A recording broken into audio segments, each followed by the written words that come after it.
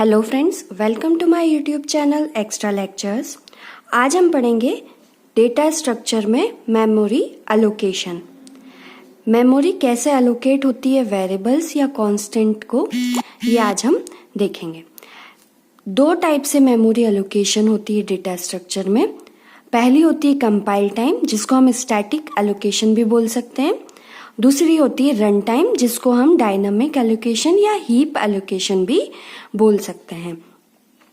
Compile time allocation में यहाँ पे जब वेरिएबल डिक्लेयर और डिफाइन होता है, उसके बाद जब हमारा प्रोग्राम कंपाइल हुआ, उस टाइम पे उस वेरिएबल या कांस्टेंट को मेमोरी एलोकेट हो जाती है।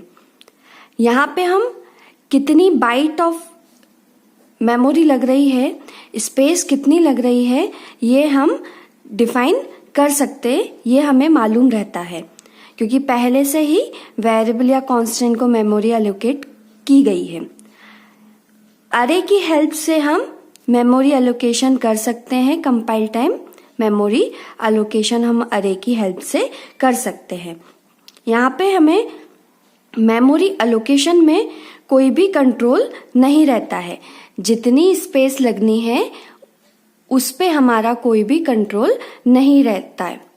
यहाँ पे हम स्पेस को या मेमोरी को इंक्रीज, डिक्रीज और फ्री नहीं कर सकते हैं।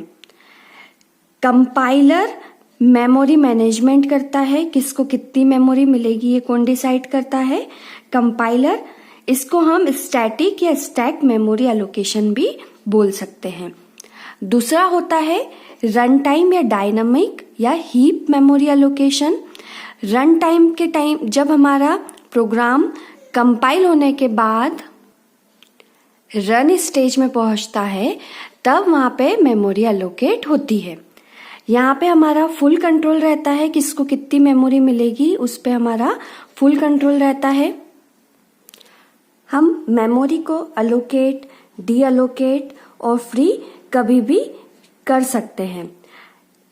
हम इसे डायनामिक या हीप मेमोरी एलोकेशन भी बोल सकते हैं।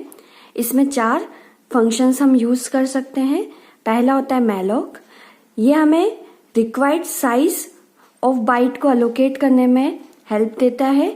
ये फंक्शन हमें क्या करेगा, जो भी हमारी साइज की रिक्वायरमेंट है उसे अलोकेट करेगा।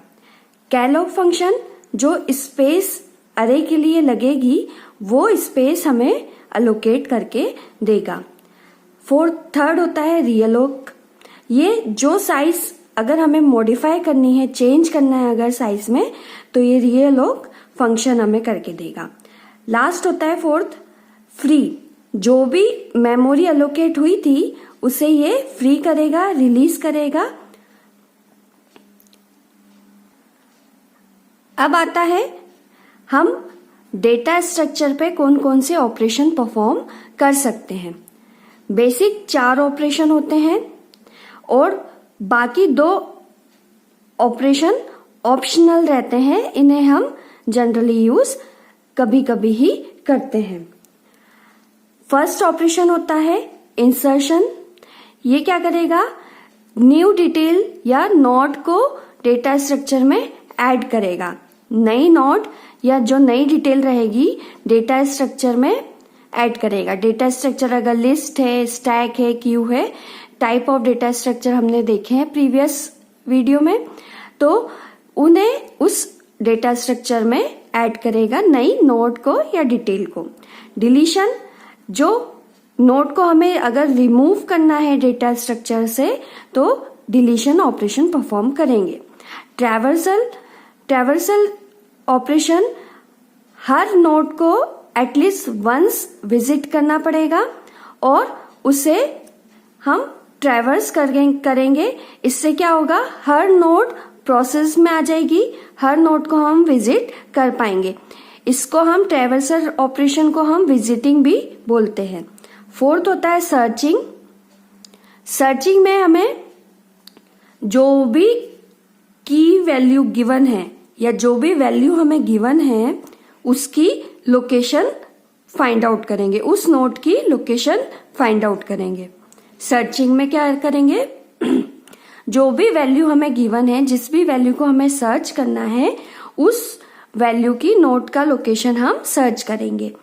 फिफ्थ होता है सॉर्टिंग। सॉर्टिंग में हम अरेंज करेंगे डेटा को किसी भी एक पर्टिकुलर ऑर्डर में, डिक्रीजिंग इंक्रीजिंग ऑर्डर में, तो वहां पे हम सॉर्टिंग ऑपरेशन को परफॉर्म करेंगे।